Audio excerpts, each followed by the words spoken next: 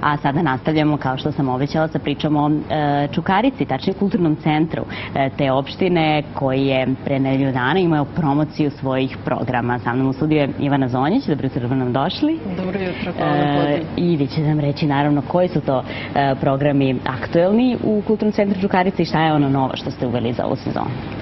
Programi u kulturnom centru Čukarica namenjeni su celoj porodici, tako da imamo programe koji su namenjeni najmlađim sugrađanima, tačnije od predškolskog i školskog uzrasta, pa sve do osoba trećeg doba.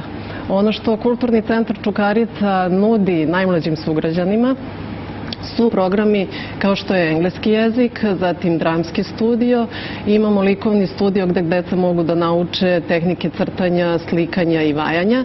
Takođe, jako smo ponosni na naš baletski studio koji neguje klasičan balet već više od 30 godina.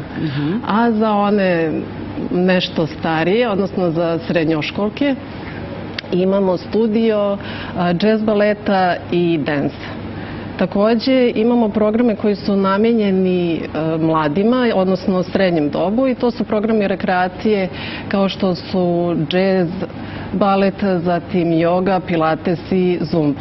A ono na što je jako ponosan kulturni centar Čukarica su programi koji su namenjeni trećem dobu, tako da naši najstariji sugrađani mogu da se oprobaju na informatičkoj obuci, zatim mogu da pohađaju časove engleskog jezika i jako posećen program rekreacije Tai Chi Chuana, a isto tako mogu da učestvuju u likovnom studiju, odnosno da uče tehnike crtanja, slikanja i vajanja. Sad imamo priliku da vidimo kako je bilo na promociji vaših programa, upravo na mesto s kog nam se malo pre Željko javio sa predsjednikom opštine Zoranom Gajićem. To je ona čuvena lokacija na Banovom brdu, dakle u Požeškoj ulici kod Šoljice, gde će se večeras održati i muzički događaj Dan D. Vidimo da je bilo veselo, da je bilo dosta klijenta, pretpostavljamo onih koji su već pohađali neke od programa. Tako je. Ovo što smo mi prikazali našim sugrađanima prošle subote je bila promocija programa koji sada postoje u kulturnom centru Čukarica, međutim mi stalno osluškujemo potrebe sugrađana, tako da od ove godine uključujemo i neke nove programe. Ti novi programi su joga za trudnice, zatim joga za nešto starije sugrađane, odnosno za pripadnike trećeg doba. Takođe imat ćemo vrlo zanimljiv program, a to su zajedničke vežbe za mame i malu decu, tačnije za bebe, i oni će se odvijati u prepodnevnim časovima. A takođe hoćemo da pokrenemo i program kao što je rekreativni balet za odrasle i želimo da ponudimo našim Čukaričanima i ples, tako da ko želi da se oproba u tim novim veštinama može da nam se priključi u kulturnom centru Čukarica. Sjajno, koliko je ukupno programa, jeste uspeli da ih izbrojite? Pa mi se trudimo da sada proširimo našu ponudu.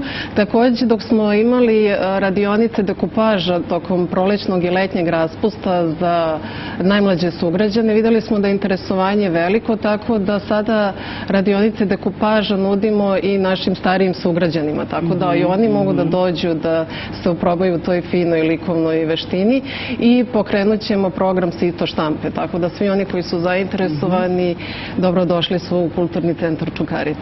Naravno, više informacije mogu da dobiju kod vas lično, takođe i na vašem sajtu. Tako je, mogu da dobiju informacije putem telefona 3552-678, takođe na web sajtu www.kccukarica.rs ili da postave pitanje putem e-maila office@kccukarica.rs.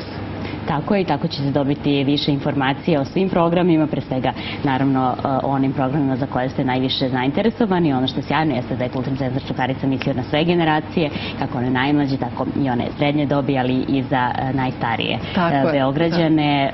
Sezona je počela, dakle upisi u toku, tako da svi požurite i birajte šta je ono čime želite se baviti u slobodno vreme, a da ga iskoristite na kreativan način. Hvala vam puno što ste bili gosti jutarnjeg programa Studija B.